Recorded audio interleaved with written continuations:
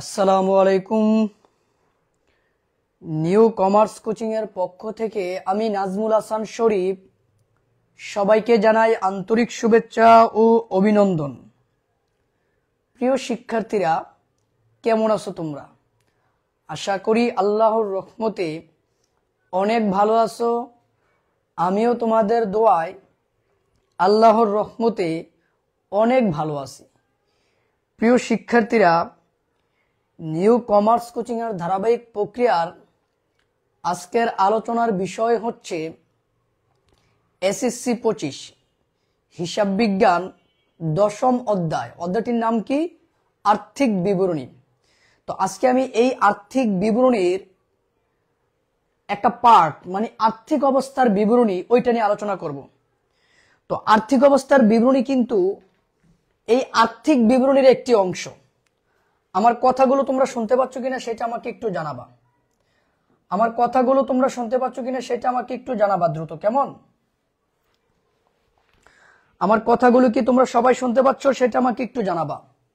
আমরা সবাই জানি যে আর্থিক বিবরণী কিন্তু এটা ক বিভাগ।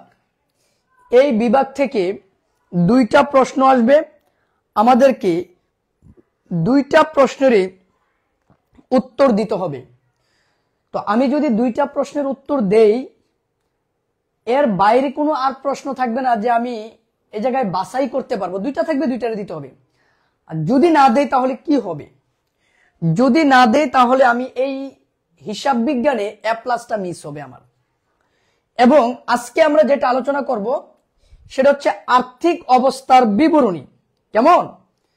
এই যে দেখো, আমরা আর্থিক অবস্থার বিবরণীর যে 5টি ধাপ তোমরা সবাই জানো, এটা নিয়ে আলোচনা হয়েছে। একটা হচ্ছে বিশদ আয় বিবরণী, মালিকানা সত্ত্ব বিবরণী, আর্থিক অবস্থার বিবরণী। আমরা সবাই জানি যে এই তিনটা পর্ব থেকে মানে এই তিনটা অংশ থেকে আমাদের সৃজনশীল প্রশ্নগুলো করা হয় কিন্তু, তাই না? তাহলে আমরা বিশদ আয় বিবরণীটা শিখলাম, মালিকানা সত্ত্ব বিবরণী শিখলাম। এখন শিখব আর্থিক অবস্থার বিবরণীর ফরম্যাটটা। তো আমরা যদি আর্থিক অবস্থার বিবরণীর ফরম্যাটটা ভালোভাবে না পারি তাহলে কিন্তু আমি অঙ্কটা সমাধান করতে পারবো না। তো আজকে আমার আলোচনার মূল বিষয় হচ্ছে আর্থিক অবস্থার বিবরণীর ফরম্যাটটা আমরা কিভাবে প্রস্তুত করব। কেমন? ওকে, এবার আমরা চলে যাই। এগুলো তো আলোচনা করা হয়েছে, তাই আমি এগুলো নিয়ে আর কোনো কথা বলবো না। আমি সরাসরি ফরম্যাটে চলে যাব। কেমন? হ্যাঁ, তোমরা আমাকে একটু জানাবা যে আমার কথাগুলো তোমরা সঠিকভাবে শুনতে পাচ্ছ কিনা। যদি শুনতে পারো তাহলে ক্লাসটা মনোযোগ দিয়ে করতে হবে, কারণ এই ক্লাসটা তোমাদের জন্য আসলেই কিন্তু গুরুত্বপূর্ণ একটি ক্লাস। তাই তোমাদের বন্ধু বান্ধব যারা আছে তাদের কাছে আমাদের এই গ্রুপের লিঙ্কটা শেয়ার করতে পারো, এক। আর 2 নম্বর হচ্ছে আমাদের এই গ্রুপটা তাকে শেয়ার করে, তাকে মেনশন করে ক্লাসটা করার সুযোগ করে দিবা। এটা আমার তোমাদের কাছে একটা অনুরোধ। এই যে দেখো, আর্থিক অবস্থার বিবরণী নিয়ে আমরা আলোচনা করব। আচ্ছা, আমি কি ক্লাসটা শুরু করতে পারি? আমি না, এসএসসি 25 জন্য আমরা কোনো কোর্স করাবো না, কিন্তু ফ্রি ক্লাস করাবো। এই জায়গা থেকে, এই গ্রুপ থেকে তোমরা অনেক কিছু শিখতে পারবা। আচ্ছা, আমি কি শুরু করতে পারি? আমাকে একটু জানাবা। আমি কি ক্লাসটা শুরু করতে পারি? ওকে। তো আর্থিক অবস্থার বিবরণীর মেইন জিনিসটা কি, মানে মূল জিনিসটা কি সেটা আমরা একটু জেনে নিই। আর্থিক অবস্থার মূল জিনিসটা হচ্ছে এ সমান সমান L+OE। এই যে দেখেন, অর্থাৎ বাম পক্ষ এবং ডান পক্ষ দুইটাকে সমান করতে হবে। তো আমার বাম পক্ষে কে? এ মানে কি? সম্পদ, মানে সকল সম্পদকে বুঝাচ্ছে। এবার এই সম্পদের পার্টটা, দায়ের পার্টটা আর মালিকানা সত্ত্বের পার্টটা, এই তিনটা জিনিস আমাকে ভালো করে জানতে হবে। কেমন? এবার আসেন, এই তিনটা জিনিস জানার জন্য আমাকে আগে জানতে হবে সম্পদের প্রকারভেদটা। সম্পদ কয় প্রকার? সম্পদ 4 প্রকার। একটু কমেন্টের মাধ্যমে জানাবেন সম্পদ কয় প্রকার? 4 প্রকার। আমরা আর্থিক অবস্থার বিবরণীতে এই 4 ধরনের সম্পদকে আমরা লিপিবদ্ধ করব। দেখেন সেই সম্পদগুলো কি কি। 1, চলতি সম্পদ। চলতি সম্পদ বা স্বল্পমেয়াদী সম্পদ, যেই নামে ডাকো না কেন একই কথা।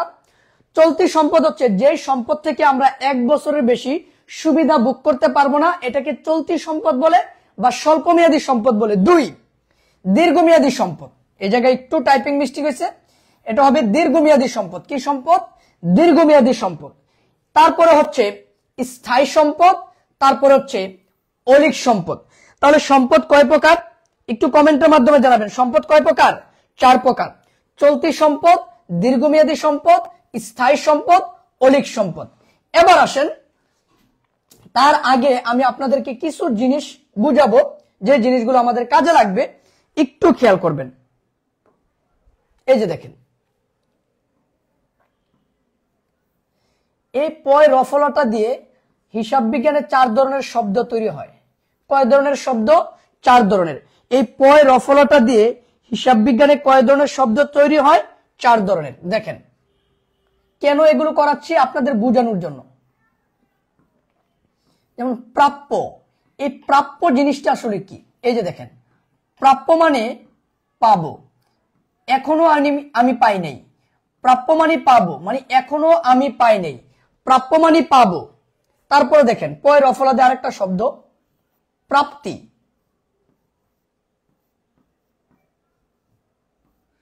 প্রাপ্তি মানে পেয়েছি।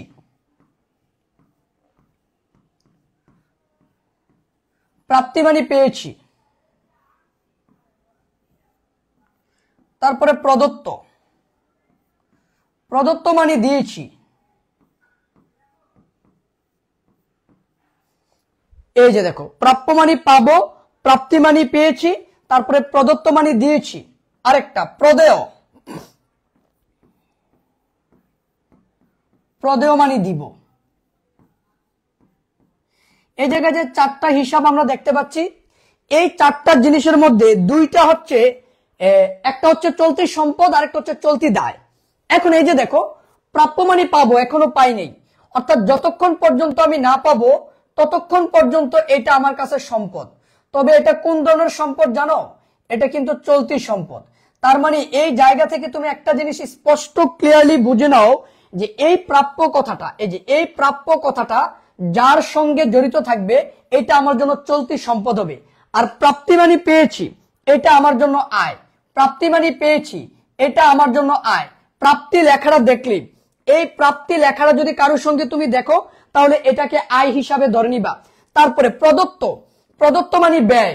প্রদত্ত মানে দিয়েছি, মানে আমার কাছ থেকে চলে গেছে, এটা ব্যয়। তাহলে প্রদত্ত লেখাটা দেখলেই এটা আমাদেরকে কি হিসাবে ধরতে হবে? ব্যয় হিসাবে ধরতে হবে। তারপরে দেখো প্রদেয়, এই প্রদেয় মানে কি? প্রদেয় মানে দিব, এখনো আমি দেই নাই। যতক্ষণ পর্যন্ত আমি না দিব ততক্ষণ পর্যন্ত ওই ব্যক্তির নিকট আমি কি বদ্ধ? দায়বদ্ধ। তাহলে এই প্রদেয় কথাটা যার সঙ্গে আমি দেখব তাকে আমি চলতি দায় হিসাবে লিখবো। কি দায়? চলতি দায়। প্রাপ্য কথাটা আমি যার সঙ্গে দেখব কি নামে লিখবো? চলতি সম্পদ নামে লিখবো। যেমন প্রাপ্য হিসাব, প্রাপ্য বিল, প্রাপ্য নোট, প্রাপ্য সুদ, প্রাপ্য কমিশন। তারপরে যে দেখুন, প্রদেয় হিসাব, প্রদেয় সুদ, প্রদেয় নোট, প্রদেয় বিল, প্রদেয় কমিশন। অর্থাৎ প্রদেয় কথাটা থাকলেই এটা আমার জন্য কি হবে? চলতি দায় হবে। বলো তো এই জায়গাটা বুঝতে পারছো কিনা? এই জায়গাটা বুঝতে পারছো কিনা বলো? এই জায়গাটা বুঝতে পারছো কিনা বলো? তারপরে আসো, আরো একটা জিনিস আমরা আলোচনা করব, সেটা হচ্ছে সমন্বয়ের এন্ট্রিগুলো নিয়ে একটু আলোচনা করতে চাই। কারণ এই সমন্বয়ের এন্ট্রিগুলো কিন্তু তোমার কাজে লাগবে। সমন্বয়, সমন্বয়ের এন্ট্রি গুলো কি কি, এবং সমন্বয় কয় প্রকার? 2 প্রকার। হ্যাঁ, সমন্বয় শব্দের অর্থ হচ্ছে মিলকরণ। এবার দেখো, সমন্বয়টা আসলে 2 প্রকার, একটা হচ্ছে অগ্রিম, আরেকটা হচ্ছে বকেয়া। সমন্বয় কথাটা বললেই এই 2টা জিনিস কাজ করবে, একটা হচ্ছে অগ্রিম, আরেকটা হচ্ছে বকেয়া। এই যে দেখো, অগ্রিম আর বকেয়া, সমন্বয় জিনিসটাই হচ্ছে অগ্রিম আর বকেয়া। আর এই অগ্রিম আর বকেয়া কথাটা কার কার সঙ্গে জড়িত থাকবে? নামিক হিসাবগুলোর সাথে। সেগুলো কি কি? আয় আর ব্যয়। কার সাথে জড়িত থাকবে? আয় আর ব্যয়। তো এই জিনিসগুলোর মধ্যে কিছু আছে চলতি সম্পদ, আবার কিছু আছে চলতি দায়। ওইটা তোমাকে আগে বুঝতে হবে, চলতি সম্পদ কোনটা, চলতি দায় কোনটা। একটু খেয়াল করো, এই যে তো আমরা এই জায়গায় লিখি, এই আয়ের সাথে একবার আমি অগ্রিম কথাটা লিখবো, আরেকবার বকেয়া কথাটা লিখবো। এই যে দেখো, আয়ের সাথে এই অগ্রিম কথাটা একবার লিখলাম আমি, তারপরে আবার আয়ের সাথে বকেয়া কথাটা আমি লিখব। তারপরে দেখো, ব্যয়ের সাথে একবার অগ্রিম কথাটা লিখবো, এই ব্যয়ের সাথে আবার বকেয়া কথাটা লিখবো। এই যে দেখো, টোটাল সমন্বয়ের এন্ট্রি 4টা। টোটাল সমন্বয়ের এন্ট্রি কয়টা? 4টা। টোটাল সমন্বয়ের এন্ট্রি কিন্তু 4টা। এই যে দেখো, আয় অগ্রিম, আয় বকেয়া, তার মানে এই আয়ের সাথে এই দুইটা কথা আমি একবার লিখবো, তারপরে আবার ব্যয়ের সাথে এই দুইটা কথা আমি একবার লিখবো। এবার এই 4টা এন্ট্রির মধ্যে দুইটা হচ্ছে চলতি সম্পদ আর দুইটা হচ্ছে আমাদের জন্য চলতি দায়। তো কোন দুইটা চলতি সম্পদ আর কোন দুইটা চলতি দায় ওইটা কিন্তু তোমাকে মাথায় রাখতে হবে। এই যে দেখো, আয় অগ্রিম, এই যে আয় অগ্রিম, এটা আমাদের জন্য কি? আয় অগ্রিম এটার মানে হচ্ছে আমি কাউকে সেবা না দিয়ে তার কাছ থেকে টাকাটা গ্রহণ করে ফেলছি, আমি কাউকে সেবা না দিয়ে তার কাছ থেকে টাকাটা নিয়ে গেছি, এটাকে বলা হয় আয় অগ্রিম। মানে অগ্রিম আয় একই কথা, আয় অগ্রিম যেই কথা, অগ্রিম আয় একই কথা, অনুপার্জিত আয় একই কথা। অনুপার্জিত আয় মানে কি? মানে আমি সেবা দেই নাই কিন্তু তার কাছ থেকে অর্থটা গ্রহণ করে ফেলছি, তাহলে তার নিকট আমি কি বদ্ধ? দায়বদ্ধ। তাহলে এই যে আয় অগ্রিম এটা আমার জন্য একটা দায়। তারপরে দেখো আয় বকেয়া। আয় বকেয়া মানে কি? আমি সেবা দিছি কিন্তু টাকাটা এখনো পাই নাই, আমি সেবা দিছি তাকে কিন্তু সে আমাকে টাকাটা দেয় নাই, তাহলে আমি তার কাছে কি পাবো? টাকা পাবো, তাহলে এটা আমার জন্য সম্পদ। তাহলে আয় বকেয়া এটা আমার জন্য সম্পদ। ব্যয় অগ্রিম, আচ্ছা ব্যয় অগ্রিম বিষয়টা হচ্ছে কি? ব্যয় অগ্রিম বিষয়টা হচ্ছে আমি কোনো কিছু ব্যবহার না করে, আমি কোনো সুবিধা ভোগ না করে আমি অগ্রিম টাকাটা দিয়ে দিছি, মানে আমার ব্যয়ের যে টাকাটা এটা আমি ব্যবহার করি নাই, না করে অগ্রিম টাকা দিয়ে দিছি। মনে করো বাড়িওয়ালাকে তুমি 5 মাসের ভাড়া একসাথে দিয়ে দিছো, কিন্তু 5 মাস তো তুমি ব্যবহার করো নাই, তাহলে ওই যে বেশি যে টাকাটা বাড়িওয়ালাকে দিছো ওইটাকে বলা হয় ব্যয় অগ্রিম, আর ওইটা আমার জন্য সম্পদ, কারণ আমি ব্যবহার করি নাই, আমার টাকাটা তার কাছে জমা আছে। তারপর দেখো ব্যয় বকেয়া মানে কি? ব্যয় বকেয়া মানে হচ্ছে আমি সুবিধা নিচ্ছি, আমি ভোগ করছি, আমি ব্যবহার করছি, কিন্তু তাকে টাকাটা দেয়নি। মনে করো এবার বাড়িওয়ালার বাসাটা তুমি ব্যবহার করছো কিন্তু তাকে টাকাটা দেও নাই, তাহলে তার নিকট তুমি কি বদ্ধ? দায়বদ্ধ। তাহলে এই জায়গায় টোটাল 4টা জিনিস, 4টা জিনিসের মধ্যে দুইটা হচ্ছে চলতি দায় আর দুইটা হচ্ছে চলতি সম্পদ। এবার দেখো কোন দুইটা? এই যে শব্দের প্রথম অক্ষর, এটাকে মনে রাখার জন্য একটা ট্রিক্স তুমি করতে পারো। এই যে দেখো শব্দের প্রথম অক্ষর, শেষের শব্দের প্রথম অক্ষরের ভিতরে দেখো একটা মিল কিন্তু আছে। এই মিলটা যেহেতু আছে তাহলে আমরা ধরে নিব মিল থাকলে দায়, মিল থাকলে কি? দায়। এবং এটা কেমন দায় জানো? এটা কিন্তু চলতি দায়। মিল থাকলে এটা কেমন দায়? চলতি দায়। মিল থাকলে এটা চলতি দায়। আর যদি মিল না থাকে, এই যে দেখো, এই যে দেখো, এই যে মিল নাই, এই যে ব অ ব, মিল নাই। যদি মিল না থাকে, যদি মিল না থাকে তাহলে এটা চলতি সম্পদ। মিল না থাকলে এটা আমাদের জন্য কি? চলতি সম্পদ। মিল না থাকলে এটা আমাদের জন্য চলতি সম্পদ, আর মিল থাকলে আমাদের জন্য এটা দায়। বলো তো বুঝতে পারছো কিনা? সমন্বয়ের এন্ট্রিগুলো বুঝতে পারছো কিনা আমাকে একটু জানাবা। সমন্বয়ের এন্ট্রিগুলো বুঝতে পারছো কিনা আমাকে একটু জানাবা। সমন্বয়ের এন্ট্রিগুলো বুঝতে পারছো কিনা আমাকে একটু জানাবা। সমন্বয়ের এন্ট্রিগুলো বুঝতে পারছো কিনা আমাকে একটু জানাবা। এবার আসেন, এবার দেখেন তো এই আর্থিক অবস্থার বিবরণীতে আমরা ফরম্যাটটাকে কিভাবে সাজাবো। আমরা এই আর্থিক অবস্থার বিবরণীর ফরম্যাটটা সাজাবো তারল্যের ভিত্তিতে, স্থায়িত্বের ভিত্তিতে না, তারল্যের ভিত্তিতে। তারল্যের ভিত্তিতে বলতে বোঝাচ্ছে মানে চলতি সম্পদটা দিয়ে আমরা আগে শুরু করব। হ্যাঁ, এই যে দেখো প্রথমে লিখলাম আমরা মোট সম্পদ। এই মোট সম্পদের ভিতরে প্রথমে আসবে চলতি সম্পদ। এবার চলতি সম্পদগুলো কি কি একটু খেয়াল করো। চলতি সম্পদগুলো কি কি? চলতি সম্পদগুলো কি কি একটু খেয়াল করো। এই যে হাতে নগদ, এটা আমার জন্য চলতি সম্পদ। ব্যাংক জমা, এটা আমার জন্য চলতি সম্পদ। সমাপনী মজুত পণ্য, এটাও চলতি সম্পদ। তবে কোন টাকাটা নিব? সমাপনী মজুত পণ্যের কিন্তু কম টাকাটা নিব। তারপরে অব্যবহৃত মণিহারি। অব্যবহৃত মণিহারি মানে কি? সমাপনী মণিহারি, মণিহারির যেই অংশটা আমি ব্যবহার করি নাই। অব্যবহৃত সাপ্লাইজ, এটাও আমার জন্য চলতি সম্পদ। প্রাপ্য হিসাব, এটা আমার জন্য চলতি সম্পদ। প্রাপ্য বিল, চলতি সম্পদ। প্রাপ্য নোট, চলতি সম্পদ। অর্থাৎ প্রাপ্য কথাটা থাকলেই এটা আমার জন্য চলতি সম্পদ। আর এই আইটেমগুলো কোথায় থাকবে? রেওয়া মিলে থাকবে। আমি রেওয়া মিল থেকে দেখে দেখে এই আইটেমগুলোকে এই জায়গায় লিখবো। তারপরে আসবে সকল অগ্রিম ব্যয়, এটা সমন্বয়ে থাকবে। যেমন ভাড়া অগ্রিম, বেতন অগ্রিম, ভাড়া অগ্রিম, বেতন অগ্রিম, বীমা অগ্রিম, এই টাইপের যত খরচ অগ্রিম দিবে এটা আমার জন্য চলতি সম্পদ। তারপরে সকল বকেয়া আয়, এটাও আমার জন্য চলতি সম্পদ। এগুলো কিন্তু সমন্বয়ের মধ্যে থাকবে। এই যে দেখেন, সকল বকেয়া আয় বলতে বোঝাচ্ছে বিনিয়োগের বকেয়া সুদ, হ্যাঁ, তারপরে হচ্ছে ব্যাংক জমার বকেয়া সুদ, এই টাইপের জিনিস আর কি। তারপরে আসবে দেনাদার, এই যে দেখেন, তারপরে আসবে সবচেয়ে গুরুত্বপূর্ণ জিনিস দেনাদার। এবার এই দেনাদারের যে টাকাটা আছে, এই টাকাটার সাথে কিছু জিনিস তোমাকে যোগ বিয়োগ করতে হবে। মনে রাখতে হবে এই জায়গায় কিন্তু আমরা প্রত্যেকটা হিসাবের নিট টাকাটাকে লিখবো, নিট। অর্থাৎ নিট বলতে বোঝাচ্ছে যেমন দেনাদার যে হিসাবটা আছে, এই দেনাদারের সাথে যে জিনিসগুলো যোগ বিয়োগ করার কথা, সেই জিনিসগুলো কিন্তু যোগ বিয়োগ করে নিতে হবে। যোগ বিয়োগ করার পরে যেই অ্যামাউন্ট আসবে ওইটা এই জায়গায় দেখাইতে হবে। আর্থিক অবস্থার বিবরণীতে প্রত্যেকটা হিসাবের নিট টাকাটাকে কিন্তু দেখাইতে হয়। তাহলে এই যে দেখো, এই জায়গায় আছে কি দেনাদার, এই দেনাদারটা আমরা লিখবো। লিখার পরে তার সাথে আমরা যোগ করব ধারে বিক্রয়, এটা কোথায় থাকবে? সমন্বয়ে থাকবে। তার থেকে বাদ দিব বিক্রয় ফেরত, এটা কোথায় থাকবে? সমন্বয়ে থাকবে। মনে রাখবা, দেনাদার থেকে আমরা যেই বিক্রয় ফেরতটা বাদ দেই, এটা কিন্তু সমন্বয়েরটা বাদ দেই, রেওয়া মিলেরটা বাদ দেই না। কেন রেওয়া মিলেরটা বাদ দিই না? কারণ রেওয়া মিলেরটা তো একবারে বসবে, যেটা আমি প্রথমেই কিন্তু বিক্রয় থেকে বাদ দিয়ে দিছিলাম ওই মোট মুনাফা বাইর করতে। তাই রেওয়া মিলের যদি বিক্রয় ফেরত থাকে, ওই বিক্রয় ফেরত কিন্তু আমরা দেনাদার থেকে বাদ দিব না। আমরা দেনাদার থেকে বাদ দিব ওই বিক্রয় ফেরতটা যেটা সমন্বয়ে থাকবে। সমন্বয়ের এন্ট্রিটা কয়বার ব্যবহার হয়? 2 বার, এটা মাথায় রাখবা। তারপরে দেখো, বাদ দিব নতুন অনাদায়ী পাওনা, কই থাকবে? সমন্বয়ে। তারপরে বাদ দিব নতুন অনাদায়ী পাওনার সঞ্চিতি, যেটা দেনাদার উপরে ধার্য করতে হয়। তারপরে আমরা বাদ দিব দেনাদারের বাট্টা সঞ্চিতি যদি ধরতে বলে। এবার এই সবগুলো জিনিস আমি যোগ বিয়োগ করার পরে দেনাদারের যে টাকাটা আসবে, এটাই কিন্তু নিট দেনাদার বা প্রকৃত দেনাদার। অনেক সময় সৃজনশীলের ক নাম্বারে কিন্তু নিট দেনাদার বা প্রকৃত দেনাদারের পরিমাণ বাইর করতে বলে, তখন আমাকে এতটুক জায়গা নিয়ে কাজ করতে হবে। এই যে দেনাদার, তার সাথে যোগ করব ধারে বিক্রয়, বাদ দিব বিক্রয় ফেরত, বাদ দিব নতুন অনাদায়ী পাওনা, বাদ দিব নতুন অনাদায়ী পাওনা সঞ্চিতি, বাদ দিব দেনাদারের বাট্টার সঞ্চিতি। বলো তো বুঝতে পারছো কিনা? বলো বুঝতে পারছো কিনা? এরপরে এবার এই সবগুলো যোগ বিয়োগ করার পরে আমার যেই অ্যামাউন্টটা আসবে, এটাই হচ্ছে আমার জন্য চলতি সম্পদ। এটাই হচ্ছে আমার জন্য চলতি সম্পদ। এই যে দেখেন, চলতি সম্পদের ভিতরে কি কি আসলো, এই সবগুলো জিনিস হচ্ছে চলতি সম্পদ। তবে এই সবগুলো জিনিস কিন্তু একটা অঙ্কে দেওয়া থাকবে না। বলো বুঝতে পারছো কিনা? বলো বুঝতে পারছো কিনা? চলতি সম্পদটা বুঝতে পারছো কিনা একটু বলো।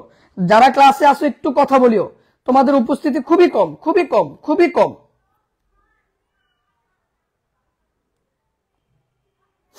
বলো বুঝতে পারছো কিনা?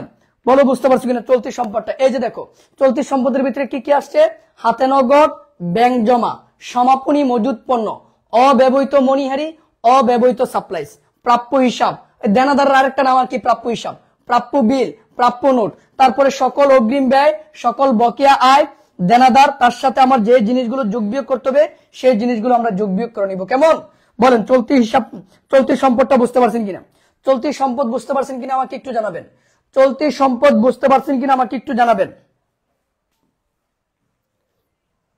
এবার আসেন, চলতি সম্পদের পরে বসবে দীর্ঘমেয়াদী সম্পদ। দীর্ঘমেয়াদী সম্পদ কিন্তু একটাই, দীর্ঘমেয়াদী সম্পদ। চলতি সম্পদের পরে বসবে কি? দীর্ঘমেয়াদী সম্পদ। আর দীর্ঘমেয়াদী সম্পদের জায়গায় কয়টা? একটা, সেটা হচ্ছে বিনিয়োগ বা লগ্নি। বিনিয়োগের আরেকটা নাম আর কি? লগ্নি। বিনিয়োগ, এটা আমার জন্য দীর্ঘমেয়াদী সম্পদ। রেওয়া মিলে যে বিনিয়োগটা থাকবে, ওই বিনিয়োগটা আমি এই জায়গায় লিখে দিব। হ্যাঁ, বিনিয়োগ। দীর্ঘমেয়াদী সম্পদ একটাই, সেটা হচ্ছে বিনিয়োগ। দীর্ঘমেয়াদী সম্পদ একটাই, সেটা হচ্ছে বিনিয়োগ।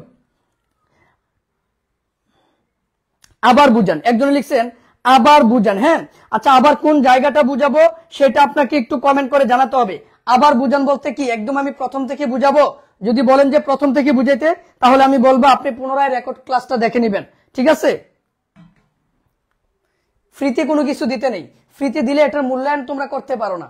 মূল্যায়ন করার জন্য যথেষ্ট মন মানসিকতার প্রয়োজন। তো ফ্রিতে কোনো কিছু জিনিসের মূল্যায়ন থাকে না, কারণ মনে করো যেটা ফ্রিতে, তো তাই এটার কোনো মূল্য থাকে না। ওই কোর্সের মাধ্যমে ক্লাস করলে সেটার আবার মূল্য থাকবে তোমাদের, কারণ টাকা দিয়ে এনরোল করে কোর্সটা করবা, তো এই জন্য। ফ্রিতে পাইলে সেটার ভ্যালু তোমরা দিতে পারো না।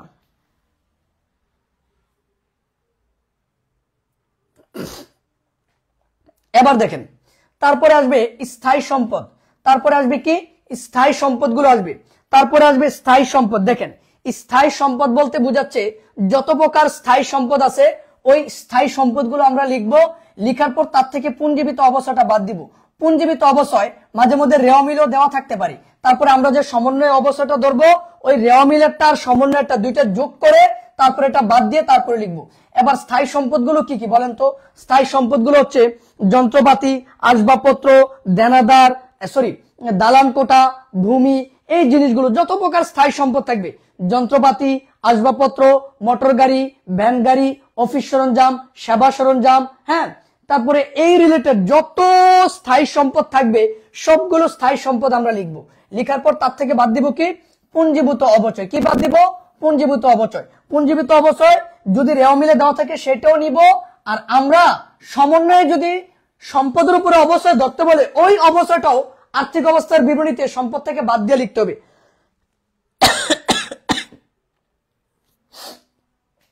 তারপরে আসবে ইজারা সম্পদ। কি আসবে? ইজারা সম্পদ। এবার ইজারা সম্পদ থেকে আমরা বাদ দিব কি? অবলোপন। ইজারা সম্পদ থেকে আমরা কি বাদ দিব? অবলোপন বাদ দিয়ে লিখবো। ইজারা সম্পদ থেকে আমরা কি বাদ দিব? অবলোপন বাদ দিয়ে লিখবো। হ্যাঁ, ইজারা সম্পদ থেকে আমরা কি বাদ দিব? অবলোপন বাদ দিব। তারপর লিখবো আমরা সুনাম, যদি থাকে, থাকে না এটা, তারপর আমি লিখে দিলাম। সুনাম থেকে আমরা বাদ দিব কি? তার অবলোপন। তারপরে আসবে প্যাটেন্ট, ট্রেডমার্ক, কপিরাইট। এগুলো কিন্তু অস্পর্শনীয় স্থায়ী সম্পদ। দেখেন এগুলো অস্পর্শনীয় সম্পদ। তাহলে এই সম্পদগুলো আসবে স্থায়ী সম্পদের ভিতরে। দেখেন এই স্থায়ী সম্পদের ভিতরে কি কি আসবে? সকল স্থায়ী সম্পদ। সকল স্থায়ী সম্পদের ভিতরে কি কি আছে?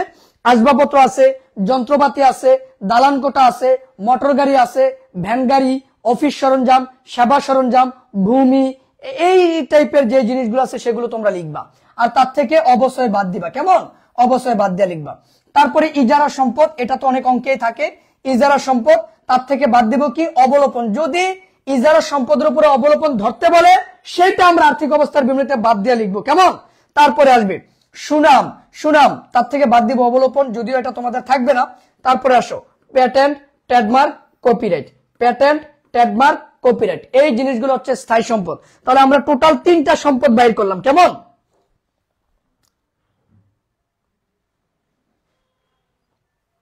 ভাই এটা ফরম্যাট, আর্থিক অবস্থার বিবরণীর সূত্রটা মানে ফরম্যাটটা। কারণ ফরম্যাটটা না পারলে তো তুমি অঙ্ক বুঝবা না। আমি যে তোমাকে অঙ্কটা বুঝাবো, অঙ্কটা বুঝানোর আগে তো ফরম্যাটটার প্রয়োজন। এই ফরম্যাটটা না থাকলে তো তুমি অঙ্কটা বুঝবা না। এই জন্য আমি ফরম্যাটটা আলোচনা করতেছি।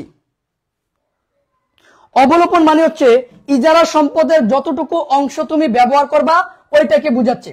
অবলোপন মানে হচ্ছে ইজারা সম্পদের যতটুকু অংশ আমরা ব্যবহার করবে সেটা। মনে করো প্রশ্নে এইভাবে দেওয়া থাকবে, এই যে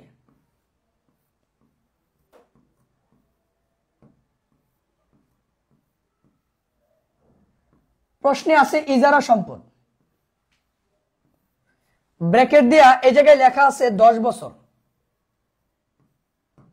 আর মনে করো টাকা দেওয়া আছে 1 লক্ষ টাকা। এই যে ইজারা সম্পদের সাথে ব্র্যাকেট দিয়ে যে একটা বছর দেওয়া আছে, এটা দিয়ে তোমাকে বুঝাচ্ছে যে এই সম্পদটা তুমি 10 বছর ব্যবহার করবা। অর্থাৎ এটা যে তুমি ইজারা মানে নিলামে ডেকে নেওয়া, অর্থাৎ তুমি একটা সম্পদ নিয়েছো 10 বছরের জন্য, এটার জন্য টাকা দিয়েছো 1 লক্ষ টাকা। এখন আমরা অঙ্ক করি কয় বছর? এই যে 1 বছরের অঙ্ক করি না, তার মানে 1 বছর কিন্তু আমি এই সম্পদটা কি করব? ব্যবহার করব। আমি যেই বছর অঙ্ক করি ওই বছর তো এটা ব্যবহার করব, তাই না? তাহলে ওই বছরের টাকাটা হবে আমার জন্য অবলোপন। 1 বছরের টাকাটা হবে আমার জন্য কি? অবলোপন। এটা আমার জন্য ব্যয়।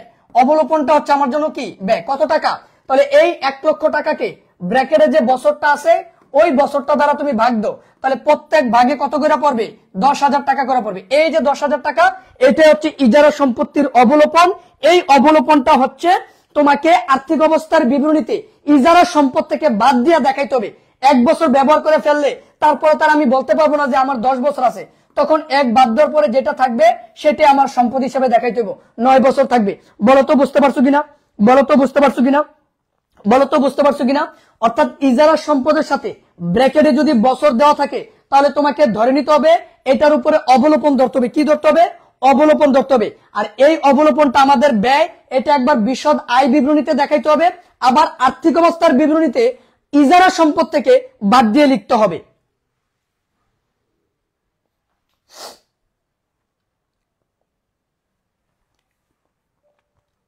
এবার আসেন আমরা এরপরে আসবো অলিক সম্পদ। অলিক সম্পদ হচ্ছে যে সম্পত্তির কোনো বাজার মূল্য নাই। হ্যাঁ, অলিক সম্পদ হচ্ছে যে সম্পদের কোনো কি নেই? বাজার মূল্য নেই। কোন সম্পদের বাজার মূল্য নেই? অলিক সম্পদ। তাহলে এই যে দেখেন অলিক সম্পদগুলোর ভিতরে কি কি থাকবে? শেয়ার ওভার, এটা আপনাদের বেশি থাকে না, এটা ইন্টারেস্ট সবচেয়ে বেশি থাকবে। প্রাথমিক খরচ এটা আপনাদের থাকতে পারে, বিলম্বিত বিজ্ঞাপন এটা আপনাদের থাকতে পারে, নতুন পণ্যের গবেষণা হবে এটাও থাকতে পারে। তাহলে এই অলিক সম্পদগুলো যদি থাকে তাহলে আমরা অলিক সম্পদ বা অন্যান্য সম্পদ, অলিক সম্পদ হেডলাইন দিতে হবে এমন কথা না, এটার পরিবর্তে আমরা লিখতে পারি অন্যান্য সম্পদ, ওই হেডলাইনটা দিয়ে এই সম্পদগুলো লিখে দিতে হবে। কেমন?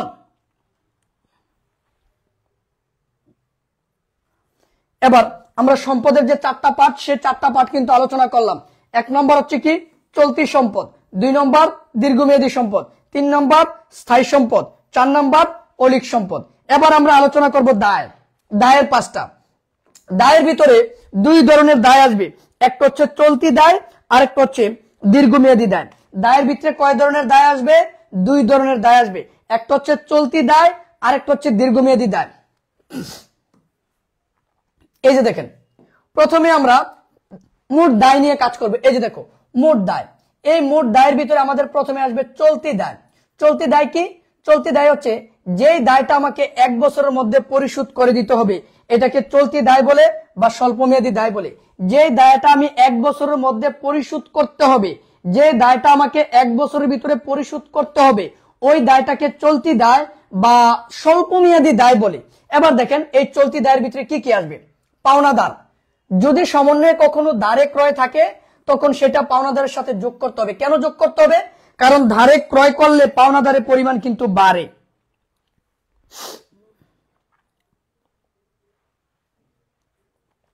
দেখো এই জায়গায় আমি যেটা বুঝাচ্ছি যে পাওনাদারের সাথে ধারে ক্রয়টা কেন যোগ করব, আর এই ধারে ক্রয়টা কিন্তু সমন্বয়ে দেওয়া থাকবে। কই দেওয়া থাকবে?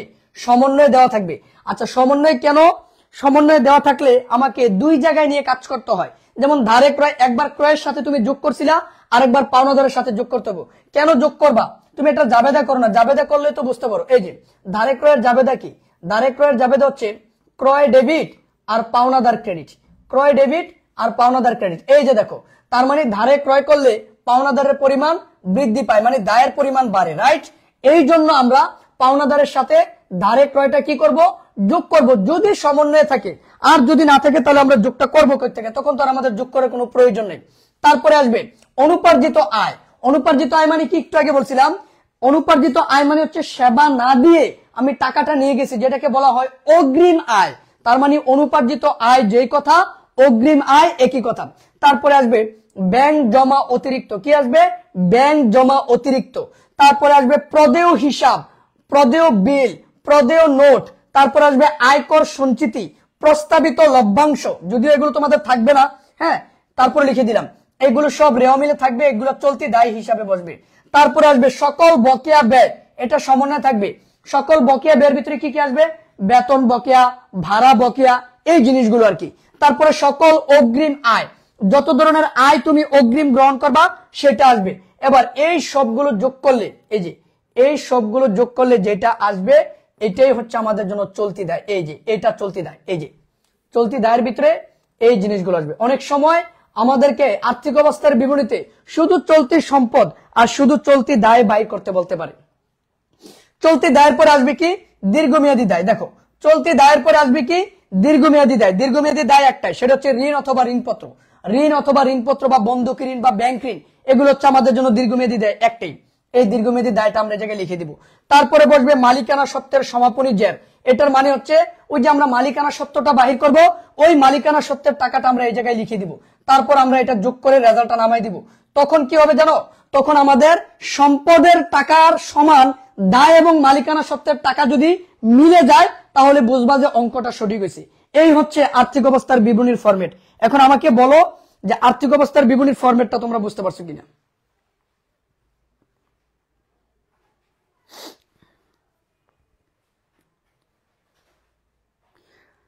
আর্থিক অবস্থার বিবরণীর ফরম্যাটটা তোমরা বুঝতে পারছো কিনা আমাকে একটু বলো।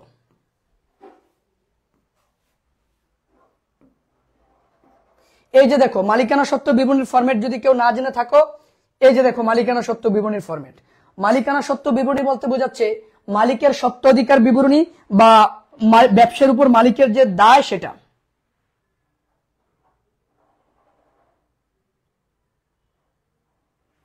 একজন বলছে জার্মানি কি? জার্মানি ব্যালেন্স, উদ্বৃত্ত। জার্মানি ব্যালেন্স বা উদ্বৃত্ত। আমি অসুস্থ, তারপরে আমি ক্লাস নিচ্ছি, জ্বর নিয়ে। তারপরও পোলাপাইন এমনি মেসেজ দেয়, স্যার ক্লাস নিবেন না, ক্লাস নিবেন না, কিন্তু ক্লাস নেওয়ার সময় আর কেউ থাকে না। এটা হচ্ছে সবচেয়ে বড় একটা পেইন। দেখেন, মালিকানা সত্ত্ব বিবরণীতে প্রথমে আসবে মূলধন। মালিকানা সত্ত্ব বিবরণীতে প্রথমে আসবে কি? মূলধন। এই মূলধনের সাথে আমরা যোগ করব অতিরিক্ত মূলধন। মূলধনের সাথে আমরা কি যোগ করব? অতিরিক্ত মূলধন।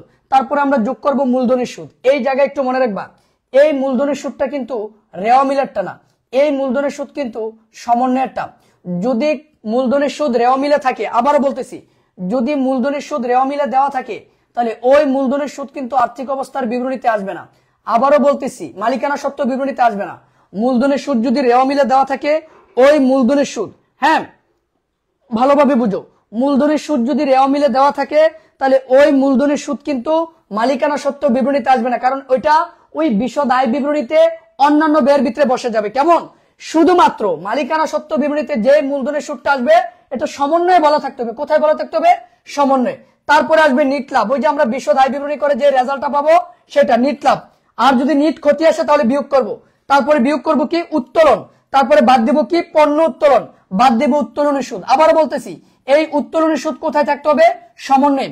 যদি রেওয়া মিলে উত্তোলনের সুদ দেওয়া থাকে, তাহলে ওইটা মালিকানা সত্ত্ব বিবরণীতে আসবে না, কারণ উত্তোলনের সুদ যেটা রেওয়া মিলে দেওয়া থাকবে, সেটা কিন্তু আমাদের বিশদ আয় বিবরণীতে অন্যান্য আয়ের ভিতরে বসে যাবে, তাই আমরা এই জায়গায় আর বসাইতে পারবো না। তারপরে আসবে আয়কর। তারপরে কি আসবে?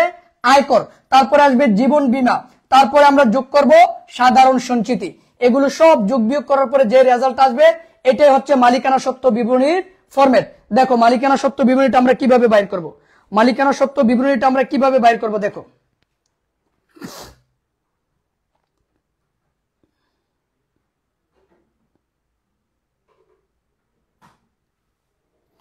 মালিকানা সত্ত্ব বিবরণীর ফরম্যাটটা বুঝতে পারছো কিনা বলো।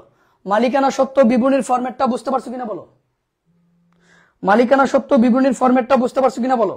মালিকানা সত্ত্ব বিবরণী এবং আর্থিক অবস্থার বিবরণীর ফরম্যাটটা বুঝতে পারছো কিনা বলো।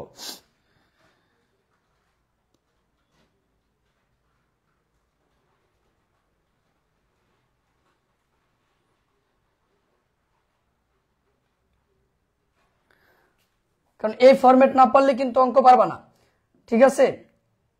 তো যাই হোক, আমি ইনশাল্লাহ আজকে আর কিছু করাবো না।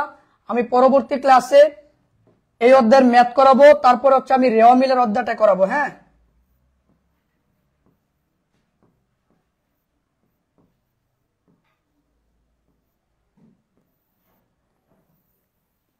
তারপরে আমি রেওয়া মিল নিয়ে আলোচনা করব।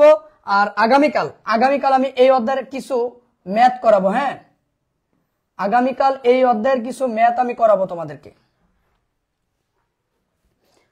আগামীকাল আমি এই অধ্যায়ের ম্যাথ করাবো, মানে বোর্ড প্রশ্ন করাবো। যে বোর্ডগুলো করাবো সেগুলোর ভিতরে অবশ্যই কি থাকতে হবে? আর্থিক অবস্থার বিবরণী থাকতে হবে। আর তোমরা যদি নিয়মিত ক্লাস করো, তাহলে আমরা ক্লাস করাবো।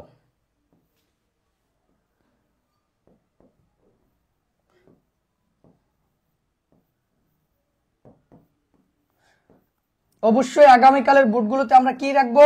আর্থিক অবস্থার বিবরণী বলছে এমন বোর্ড প্রশ্ন আমরা আলোচনা করব। কেমন? এই ফরম্যাটটা ভালো করে লিখতে হবে। শোনো, এই আর্থিক বিবরণীর ফরম্যাটটা ভালোভাবে শিখতে হবে তোমাদেরকে। যদি তুমি ফরম্যাট না জানো, তাহলে কিন্তু অঙ্কগুলো পারবা না। আজকে এই পর্যন্তই। ভালো থাকো, সুস্থ থাকো। আসসালামু আলাইকুম।